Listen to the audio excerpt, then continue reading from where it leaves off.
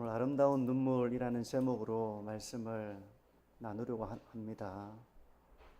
여러분, 아름다운 사람 하면 어떤 사람이 떠오르십니까? 아름다운 사람. 먼저 우리가 외모에 대해서 아름다운 사람을 생각해 볼 거라고 생각됩니다.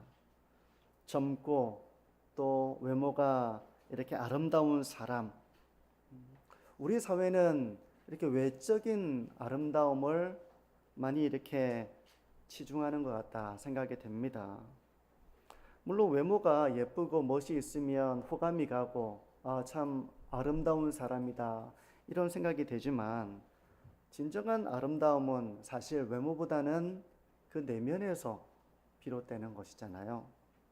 외모는 신사숙녀처럼 아주 멋지게 또 호감이 가는 그런 모습으로 이렇게 있어서 다가가 봤는데, 신사숙녀라는 말의 의미가 교양과 예의와 품행이 단정한 사람을 신사숙녀라고 하잖아요. 근데 가보니까 예의가 없고 품행이 바르지 못하고 그런 경우를 경험해 보신 적이 있으실 겁니다. 진정한 아름다움은 외적인 어떤 아름다움에 있다기보다는 사실은 내면에 있는 것이죠. 그런가 하면 우리는 외적인 이런 외모뿐만 아니라 많이 학식을 갖춘 사람에 대해서 호감을 가지고 참 멋이 있다, 참 아름답다, 우리가 이런 생각을 할 때가 있습니다. 저도 많이 배운 사람에 대한 동경을 가지고 있었고, 배운 사람은 뭐가 달라도 다르다, 그런 생각을 저도 했던 것 같아요. 배운 사람은 교양을 알고, 배운 사람은 보상하고, 배운 사람은 속된 것을 싫어할 거야. 배웠으니까 그런 생각을 했는데, 사실은 그 사람의 배움이 그 사람의 내면의 아름다움을 또한 항상 대변해 주는 것은 아니라는 것을 또 살아가면서 참 배우게 될 때가 참 많이 있었습니다. 박사학위를 가지고 있으면 참 얼마나 많이 학문에 대해서 이렇게 공부를 한 사람인가. 그 사람은 뭐가 달라도 다르겠지 했지만 사실은 그게 항상 그 배움이 그 사람의 인품과 정비례하는 것은 아닙니다. 우리가 이렇게 외적인 아름다움이나 또 지식을 많이 쌓은 것이 아니라 하더라도 어떤 사람은 참 향기가 나는 사람이 있어요. 저 사람 참 좋은 사람이다. 저 사람은 참 아름답다. 그렇게 느끼게 되는 사람이 있습니다. 비록 젊고 아름다운 외모를 가지고 있지 않더라도, 값비싼 옷으로 또 그런 액세서리로 치장하지 않더라도, 상당히 좋은 학교를 나오고 학위를 이렇게 가지고 있지 않더라도 향기가 나는 그런 사람이 있습니다. 참 아름답다고 느껴지는 사람이 있습니다. 그냥 스쳐갈 때는 잘 눈에 띄지 않을지 몰라요. 왜냐하면 외모나 또 그 사람의 배움이 어느 정도인지 이런 것들이 뭐 잘 드러나진 않으니까. 하지만 가까이 가보면 이 사람 참 좋은 사람이구나, 이 사람 참 향기가 나는 사람이구나, 그렇게 우리에게 그 향기가 우러나오는 사람이 있습니다. 왜 갑자기 오늘 아름다운 사람에 대한 이야기를 하는가, 이런 생각을 하실 수 있는데요, 저는 오늘 이 시편을 통해서 한 아름다운 사람을 우리가 볼 수 있다고 생각합니다. 이 시편에는 사실 추악한 죄를 지은 한 사람이 나옵니다. 그래서 이게 아름다운 사람과 무슨 관계가 있나, 그런 생각이 드실 수도 있을 거예요. 오늘 이 시는 이 시편의 표제를 보시면 이렇습니다. 1절 위에 보면 이렇게 표제가 있죠. 다윗의 시, 인도자를 따라 부르는 노래. 다윗이 밧세바와 동침한 후 선지자 나단이 그에게 왔을 때라고 기록하고 있습니다. 이 시의 배경은 바로 다윗이 밧세바와 동침하고 선지자 나단이 그에게 와서 책망할 때를 배경으로 하고 있습니다. 그러니까 이 다윗이 그 나단의 책망을 듣고, 하나님의 책망이죠, 그 책망을 듣고 했던 참회, 회개, 그 눈물의 기도를 배경으로 하고 있는 시가 바로 이 시편 51편입니다. 그럼에도 불구하고 우리가 다윗을 추악한 범죄자라고 멸시할 수 없는 것은 바로 그에게 이런 아름다운 눈물이 있었기 때문입니다. 우리가 예수님을 믿고 은혜를 받아서 신앙의 길을 걸어가고자 할 때 우리에게는 하나님의 영광을 위해 살고자 하는 그런 거룩한 의지가 생겨납니다. 하나님이 기뻐하시는 삶을 살고 싶은 그런 의지가 우리에게 생겨납니다. 거룩한 소원을 가지게 됩니다. 근데 현실은 정반대의 그런 길을 우리가 걸어갈 때가 있습니다. 사도 바울의 고백처럼 내가 원하는 바 선은 행하지 아니하고 원하지 아니하는 바 악을 행하는도다. 바울이 그렇게 고백하고 있잖아요. 원하는 바 선을 행하지를 않는 겁니다. 나 자신을 보니까. 원하지 않는 바 악을 행하는 내 모습을 보면서 자신의 곤고함을 보는 거죠. 오호라, 나는 곤고한 사람이로다.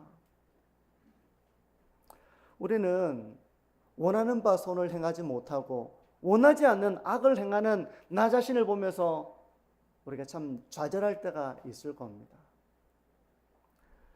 오늘 밤 다 굴기 전에 네가 나를 3번 부인하리라.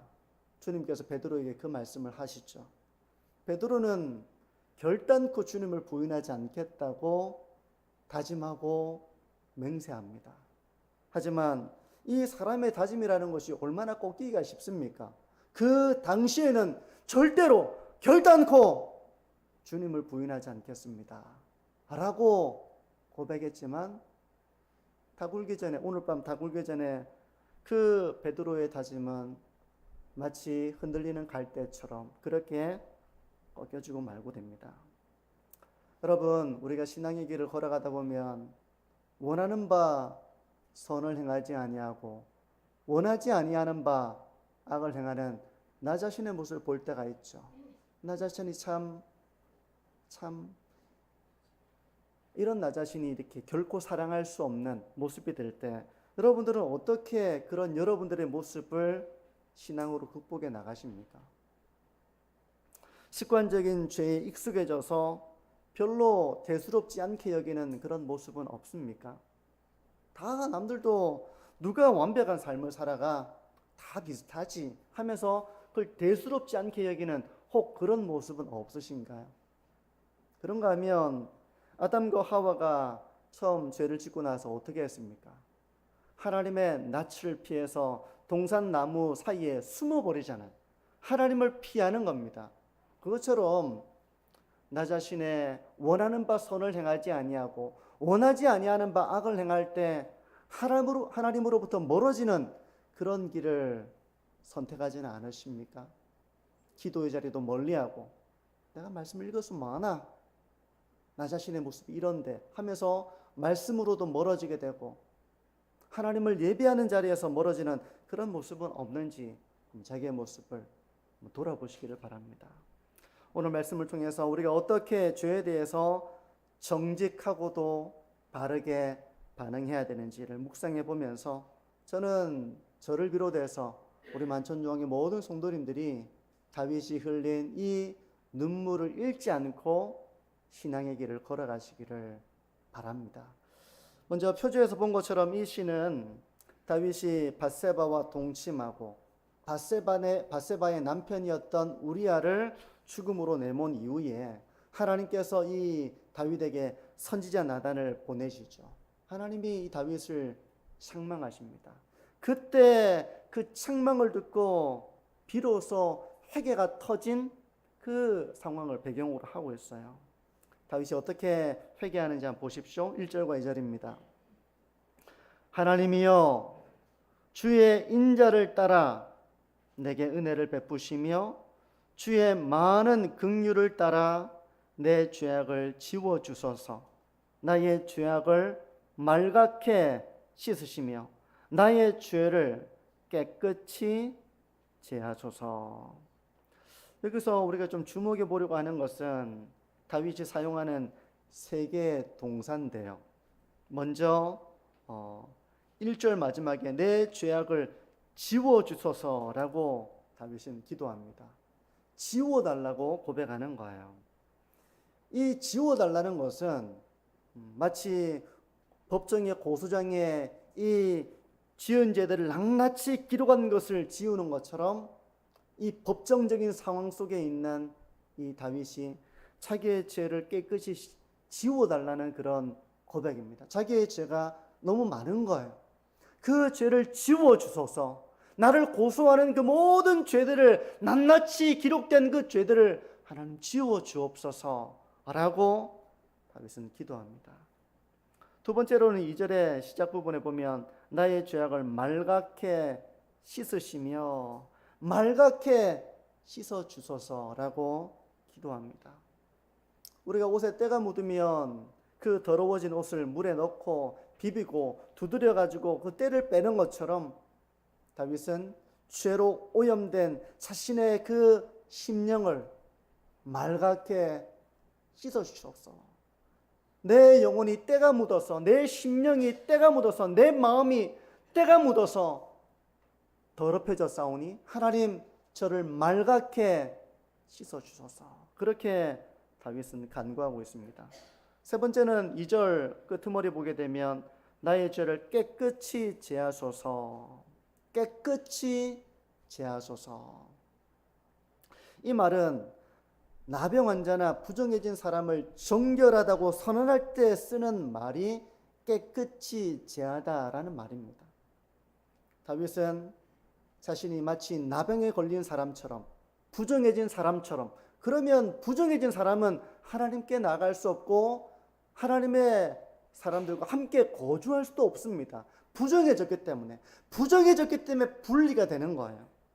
지금 다윗은 하나님께 나갈 수 없는 자신의 부정함을 알고 있어요. 자신을 그래서 깨끗이 제하여 달라. 나를 정결하게 해 주십시오.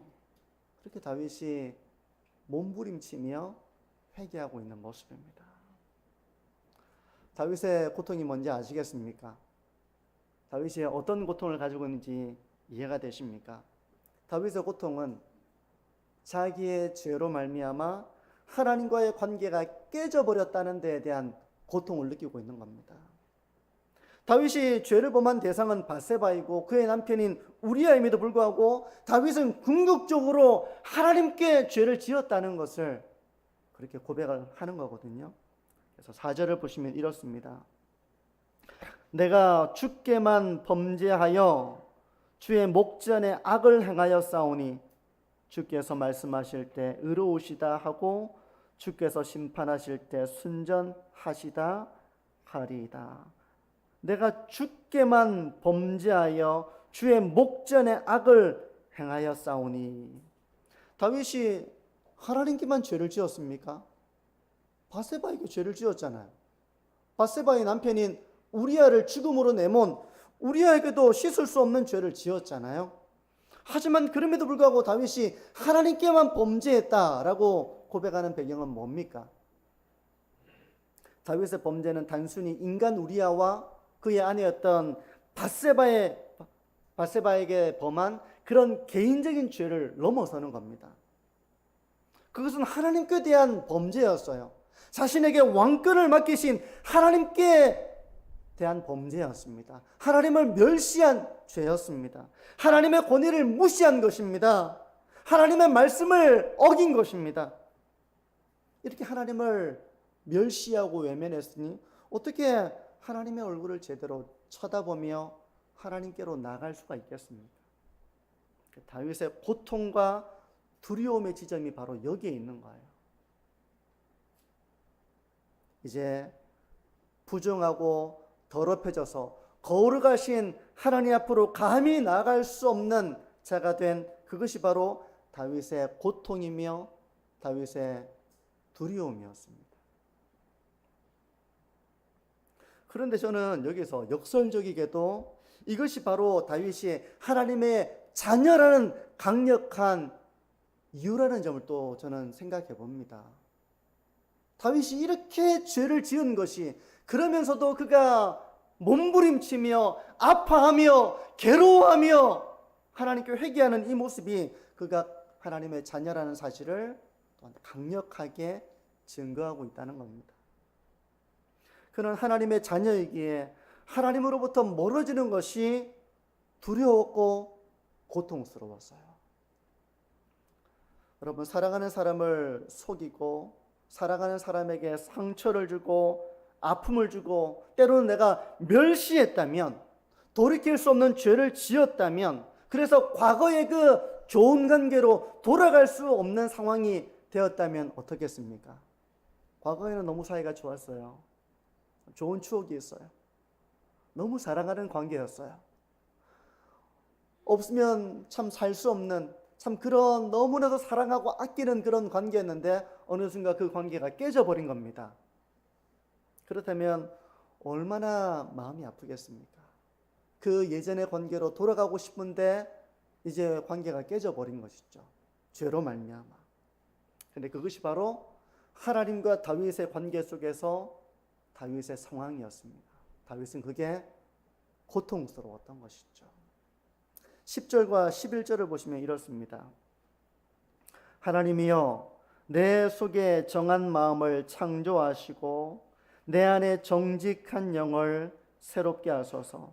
나를 주 앞에서 쫓아내지 마시며 주의 성령을 내게서 거두지 마소서. 마치 나병과 같은 전염병에 걸린 사람은 이제 병을 옮기기 때문에 같이 거주할 수 없죠. 그런 의미도 있지만 의식적으로도 부정해졌기 때문에 함께 공동체에서 살아갈 수가 없게 됩니다. 그래서 정결하게 되지 못하면, 치유되지 못하면 다시 따뜻한 정든 가정으로 돌아올 수가 없어요. 다윗은 자신의 부정함을 고백하고 있는 겁니다. 그래서 정결하게 해주시기를, 하나님 저를 쫓아내지 마십시오, 그렇게 고백하고 있는 것이죠. 근데 저는 역설적이게도 이것이 바로 그가 구원받지 못한 사람이라면, 성령이 내주하지 않는 사람이라면 이런 고통과 이런 회개와 이런 애통을 가질 수가 없지만, 다윗은 그 애통함으로 하나님 저를 쫓아내지 마십시오, 저를 정결하게 하여 주십시오, 그렇게 다윗은 기도하고 있는 것이죠. 교회에 나온다는 것만으로 구원받은 성도라고 말할 수는 없을 것입니다. 주님께서도 말씀하시잖아요.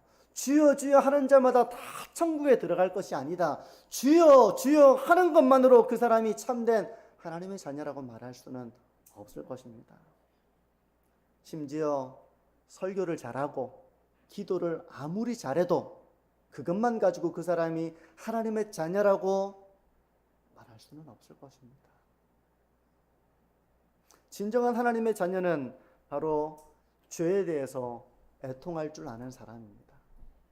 하나님과의 하나님의 은혜를 알고 하나님의 사랑을 알고 하나님의 영광을 위해 살고자 하는 그런 심령이 되어서 이제 선을 행하고자 하지만 원하는 바 선을 행하지 아니하고 도리어 악을 행하고 마는 자신의 모습을 보면서 애통할 줄 아는 사람, 그 사람이 바로 진정한 하나님의 자녀의 모습이라는 거예요. 구원받은 성도라고 하더라도 바울의 고백처럼 우리는 원하는 바 선을 행하지 못하고 원하지 아니하는 바 악을 행하는 어리석음을 범하기도 합니다.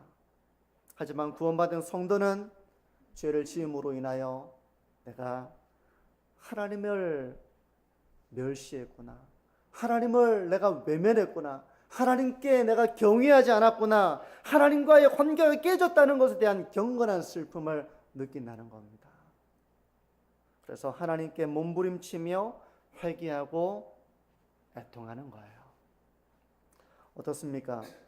저는 여러분들에게 이런 애통이 있는지를 한번 질문하고 싶습니다. 우리가 원하는 바 선을 행하지 못하고 원하지 아니하는 바 악을 행하는 그런 속된 모습을 우리에게서 볼 때가 있습니다. 전혀 깨닫지 못하고 있다가 내 안에 있는 모습을 보면서 하나님 저를 용서해 주십시오 라고 기도할 때가 있습니다. 그럴 때 성도님들은 경건한 슬픔을 느끼십니까? 나의 허물과 죄를 깨달으면서 다윗이 엎드려 죄악을 지워주십시오, 저를 정결하게 해주십시오, 구원의 즐거움을 다시 회복시켜 주십시오 라고 한 것처럼 그런 경건한 슬픔을 가지고 회개하는 삶을 살고 있는지 자기를 돌아보시기를 바랍니다. 저는 오늘 설교를 통해서 두 가지를 좀 묵상하고 좀 적용해 보려고 하는데요. 첫 번째, 바른 신앙이라고 하는 것은 전혀 죄를 짓지 않고 완벽한 삶을 사는 것이라기보다는 넘어졌을 때 회개하고 다시 은혜의 보좌로 나아가는 것이라는 점입니다. 바른 신앙이라고 하는 것은 완벽한 삶을 살아내는 것이 아니라 그럴 수가 없죠. 우리가 비록 연약해서 넘어졌을 때 회개하고 하나님 저를 용서해 주십시오 라면서 은혜 보좌로 나아가는 것입니다. 만약 우리가 서로에게 완벽함을 요구한다면 우리는 모두 실망합니다. 하나님도 우리가 완벽하지 못함을 아십니다. 그래서 회개라고 하는 방법을 가르쳐 주신 것입니다. 예수님께서 제자들에게 기도를 가르쳐 주실 때 우리 죄를 사하여 주시옵고 라고 기도하라고 가르쳐 주신 것처럼 우리는 이 땅을 살아가는 동안 때로 연약하여 넘어질 때가 있죠. 그럴 때 우리 죄를 사하여 주십시오 라고 기도하라고 예수님은 제자들에게 가르쳐 주셨습니다. 어떤 분은 자꾸만 죄를 반복하는 자신의 모습에 대해서 좌절할지도 모릅니다. 어린 자녀들을 한번 생각해 보십시오. 눈물로 자신의 잘못을 고백하지만 또다시 잘못을 저지를 때가 허다하죠. 반복하고 또 반복합니다. 그럼 이전에 했던 잘못에 대해서 자기가 잘못했어요 라고 한 건 거짓말이 되는 것입니까? 거짓말이 되는 건 아닙니다. 진심으로 잘못을 고백했지만 그 잘못을 고백한 대로 바르게 살 그런 능력이 그에게 없는 겁니다. 그래서 동일한 잘못과 실수를 반복하고 때로 거짓을 말하기도 하고 때로 책임을 전가하기도 하고 그런 모습을 보이는 것입니다. 연약하고 어리석기 때문에 하나님의 전신갑주를 취함에도 불구하고 그런 영적인 전신갑주를 취하는 데 게을러서 영적인 전쟁에서 실패할 때가 있는 것이 바로 저와 여러분들의 모습이에요. 그럴 때는 다시 회개의 자리로 나가야 합니다. 비록 마귀는 그때를 놓치지 않고 우리를 정죄하고 온갖 거짓으로 우리를 좌절케 하고 절망시키겠지만 다시 하나님께 나아갈 수 있음을 기억하고 하나님께 엎드리시는 우리 모든 성도님들이 되시기를 바랍니다. 여기서 우리가 빠지지 말아야 될 잘못된 길이 있습니다. 이 길로 빠지시면 안 돼요.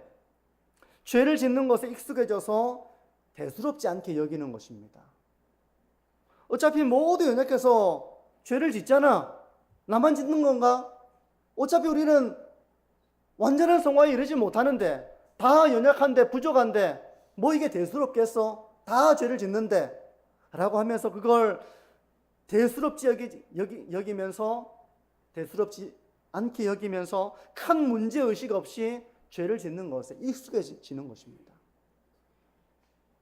이렇게 지내다 보면 어느 순간 신앙이라고 하는 것은 형식만 남게 됩니다. 뜨거운 은혜와 사랑에서 멀어집니다. 회개와 애통이 없습니다. 회개가 없는 거예요. 진심으로 내 안에서 하나님 저를 불쌍히 여겨주옵소서, 이런 눈물이 없이 겉모습만 형식에 굳어져 버린 신앙이 되기 쉽습니다. 저는 우리 성도님들이 이런 신앙인이 되지 않기를 바랍니다. 저를 비롯해서. 또 하나 우리가 주의해야 되는 것은 위선의 가면을 쓰는 거예요. 위선의 가면. 안 그런 척, 괜찮은 척, 신앙이 좋은 척, 이렇게 해서는 하나님의 임재 가운데에서 치유되고 회복될 수가 없습니다. 성도 여러분, 죄를 지을 때 구원받은 성도가 느끼는 감정은 괜찮지가 않습니다. 아픕니다. 괴롭습니다. 두렵습니다. 고통스러운 거예요. 하나님으로부터 멀어질까 하는 그 두려움을 느끼는 것이 바로 신앙인입니다. 다윗이 그런 고통을 느끼잖아요. 하나님으로부터 멀어질까 하는 그런 두려움을 느끼잖아요. 때문에 정직하고도 바른 반응은 애통하는 것입니다. 슬픈 겁니다. 하나님 앞으로 나아가서 회개하는 것입니다. 성도 여러분, 위선의 길을 걸어가지 말고 하나님 앞에 아름다운 눈물로 기도하는 그런 참된 예배자가 되시기를 축복합니다.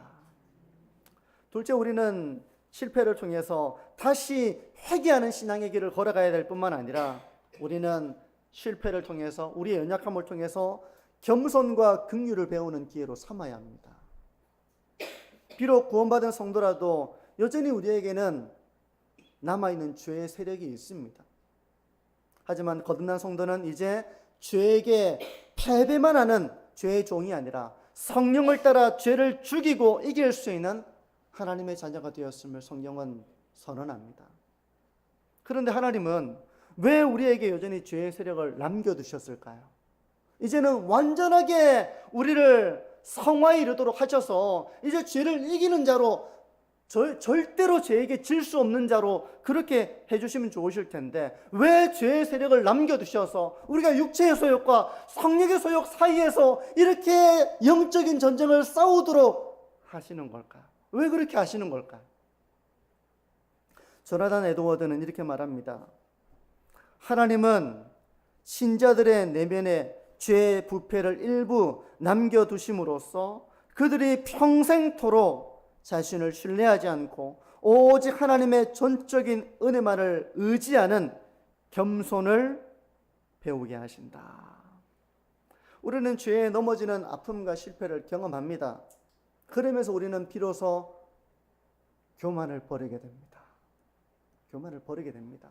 나 자신이 자고하고 내가 탁월하고 내가 대단하고 내가 능력이 있고 이렇게 생각했는데 내가 아무것도 아니구나. 하나님의 은혜가 아니면 나는 정말 아무것도 아니구나. 이걸 배우게 하시는 겁니다. 실패를 통해서, 죄를 통해서 우리는 나를 의지하는 것이 아니라 하나님을 의지하고 겸손을 배우게 됩니다. 만약 베드로가 아픈 실패를 통과하지 않았다면 그는 실패하는 영혼들을 정말 품어 안아줄 수 있는 주님의 사도가 될 수 있었을까요? 그가 실패했기 때문에 실패한 자들을 긍휼히 여길 수가 있었던 것입니다. 우리는 죄에 넘어지는 실패를 경험하면서 아프고 애통합니다. 하나님, 저를 불쌍히 여겨 주옵소서. 이렇게 우리가 아프지만 그 과정을 통해서 다른 사람의 연약함을 긍휼히 바라볼 수 있는 마음을 배우게 됩니다. 비로소 내가 연약한 것처럼 다른 사람의 연약함을 긍휼히 바라볼 수 있게 되는 것입니다.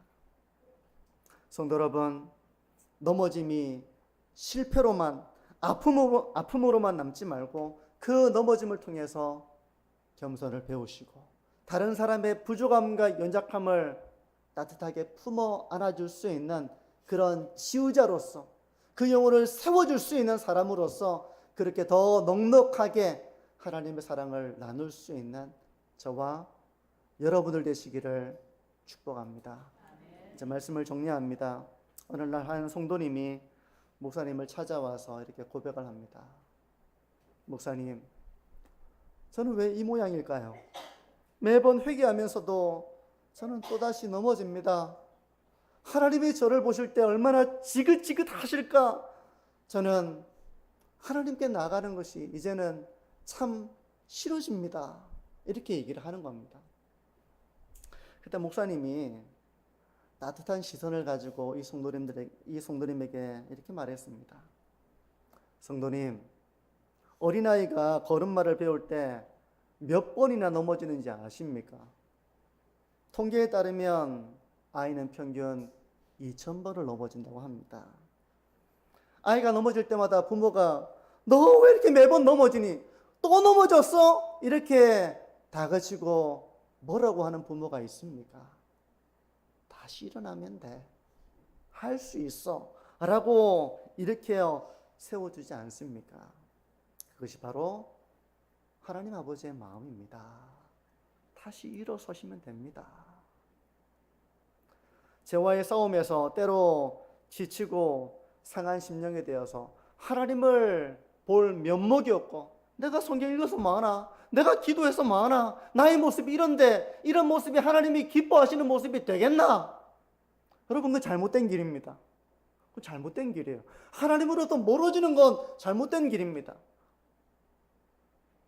뭐 다들 죄 짓고 다 완벽한 사람이 어딨나? 오히려 나는 더 하나님 보시기에 선하지. 그러면서 그 죄를 아무렇지도 않게 여기는 거, 여러분, 잘못된 길입니다. 잘못된 길이에요. 우리는 원하는 바 선을 행하지 아니하고 원하지 아니하는 바 악을 행할 때가 있습니다. 그러면서 우리는 내가 악한 길을 걸어가고 있는지조차 모를 때가 있습니다. 알면은 겸손을 배우고, 내가 참 많이 부족하다 할 텐데, 모르기 때문에 목을 꼭 거치들고 오히려 다른 사람을 정죄하고 교만에 빠져있는 우리의 모습을 볼 때도 있습니다. 여러분, 우리가 죄를 지을 때 우리는 엎드리고 다시 일어서는 길을 걸어가면 됩니다. 하나님 앞에 저를 불쌍히 여겨주옵소서. 그리고 그 우리의 연약함과 실패를 통해서 우리가 겸손을 배우고 긍휼을 배우는 기회로 삼는 것입니다. 때로 부족한 사람을 볼 때가 있죠. 연약한 사람을 볼 때가 있죠. 그를 과거에는 정죄했다면, 우리 다 그런 정죄했을 거예요. 내가 온전하면 온전할수록 부족한 사람을 정죄했을 겁니다. 무식하다, 모른다, 이거 저것밖에 안 된다. 우리가 그렇게 했던 적이 있으실 거라고 봐요. 근데 우리가 하나님 앞에 이런 회개의 사람이 되고 애통의 사람이 되면 될수록 우리는 연약한 사람을 더 따뜻한 시선으로 바라보며 그를 긍휼히 여길 수 있는 사람이 되는 겁니다. 정말 겸손한 하나님의 사람이 되는 것이죠. 성도 여러분, 우리의 부족함을 보는 것은 아프지만 그런 과정을 통해서 회개하고 겸손을 배우고 긍휼을 배워서 더 따뜻하게 영혼을 품어줄 수 있는 하나님의 사람 되시기를 주님의 이름으로 축복합니다. 기도합니다.